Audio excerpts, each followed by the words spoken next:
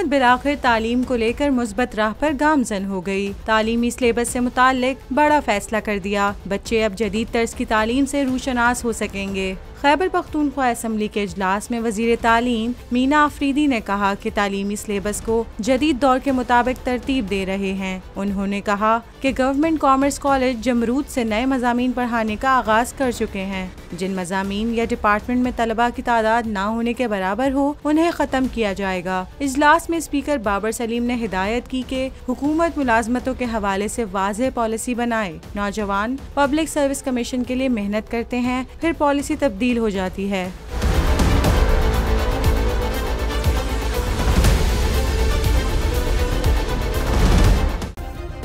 Subscribe करें और bell दबाएं ताकि कोई खबर रह न जाए।